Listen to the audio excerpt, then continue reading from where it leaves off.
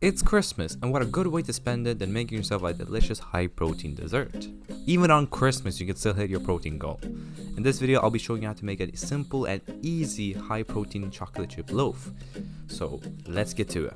So first thing first, you need a large bowl just like mine, and then add 93 grams of butter, which it can be non-salted or it can be salted, doesn't really matter. I specifically use salted. Next, you need to add 143 grams of fat-free yogurt. Usually these kind of yogurts are high in protein, so this is going to be like one of our main sources of protein. Then add 50 grams of white sugar into the same bowl. Then add 76 grams of light golden brown sugar into the same bowl. Then get yourself a mixer, and for personal preference, I like to just start crushing all my ingredients with a fork, because then when you start mixing it, it won't just go all over the place. Then just start mixing it until it gets a really creamy texture. Then get yourself 2 large eggs. 1 large egg, you just crack it open into the bowl, and the second large egg, you only need the egg whites. Forgot to film this part, but you only need 2.5 teaspoons of vanilla extract, or your preference amount. Then once again, you get your mixer out, and then you start mixing until it's fully combined. Then you get yourself another bowl, and then you pour 202 grams of self-raising flour. You could use oat flour because it has a bit more protein, but in this case I used self-raising. And into the same bowl as the flour, you get yourself a teaspoon of baking powder, and then around 3/4 of a teaspoon of salt, and mix it all up.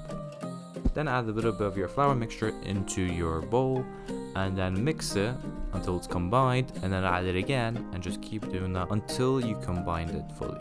Now you should end up with a thick, creamy texture.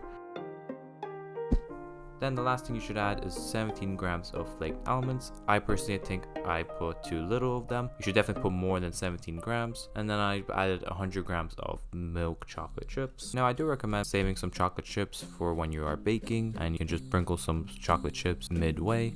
Then you want to mix all that up until it's fully combined, and then just place it into the fridge for around 30 minutes to an hour. Then take it out of the fridge and get yourself a Tupperware where you can actually pour the mixture in. I had like a rectangle one, a glass rectangle one. Then I covered it with baking paper. Then you want to pour your mixture into your Tupperware and then place it in the oven for 175 degrees. To check if it's done, if you see any visible batter, that means it's not done. And it will probably take for half an hour.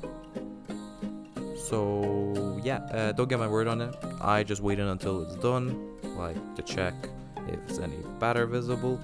So we took it out of the oven, and I can't remember how much time I actually baked it for, but from the outside it looks alright. It doesn't look, the most beautiful thing, but from the inside it looks super nice, and the taste is a whole different level. It actually tastes really nice. And I'm gonna post up the macros on the screen in about 2 seconds. And there we go. It has around 2,495 calories for the whole serving, and 350 grams of carbohydrates, and 53 grams of protein, which is over 50 grams of protein, and 98 grams of fat. It's definitely not, you shouldn't be eating this on a cut, but during Christmas time, it's allowable. But yeah, the taste is really nice. I recommend trying at least once. You can put some icing sugar on top.